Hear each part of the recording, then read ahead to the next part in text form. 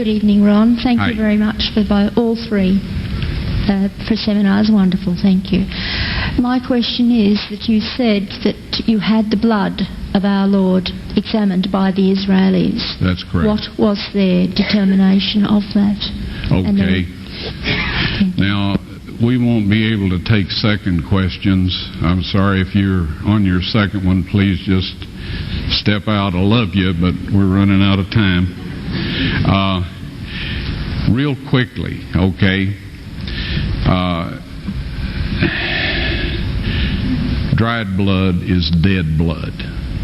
Everybody knows that, all right? They can test the blood of the pharaohs, the mummies of the pharaohs, all right? There's certain things they can do. They cannot get a chromosome count by any method I'm familiar with, all right? Things keep changing. I don't profess to know everything.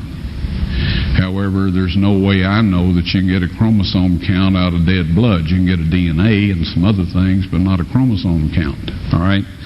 That's done by living white blood cells. Now then, first of all, in this analysis, I took the blood into a laboratory in Israel. I asked one of the people I work with in antiquities, where is a good laboratory that does reliable work? And they said, such and such, such and such. I took it. I just said, please examine this blood and tell me what you can tell me about it. All right? They said, well, look, we're going to reconstitute it. We're going to put it in normal saline and keep it at body temperature for 72 hours with gentle swirling. All right? That's their business. That's great. I said, now I want to be there when you check it out. They said, fine. So I was back. They checked it out. I said, now, they said it's human blood. We can tell that. They did whatever tests they need to do.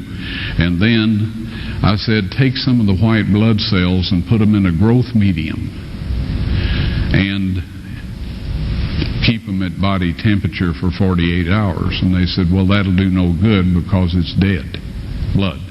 I said, would you please do that for me? And they said, okay, we'll do it. So anyway, I said, I want to be there when you take it out and examine it. So I was back there. They took it out, examined it under a microscope, and the one technician called the other one over there, and then they called the boss over there, and they were talking Hebrew a mile a minute there for a little bit, and they looked at me and they said, Mr. Wyatt, this human blood only has 24 chromosomes in it. Everybody else has 46. You see, 23 from your mother, 23 from your father, 22 autosomes from your mother, 22 autosomes from your father. You get an X from your mother, you may get an X or a Y from your father. All right?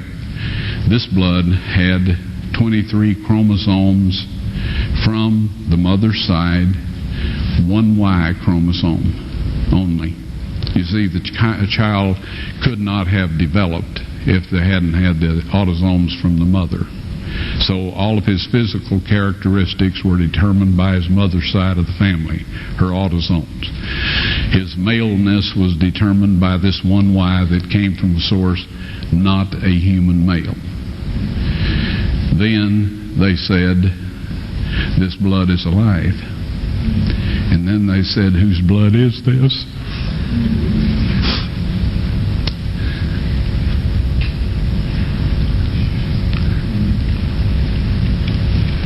I said, it's the blood of your Messiah.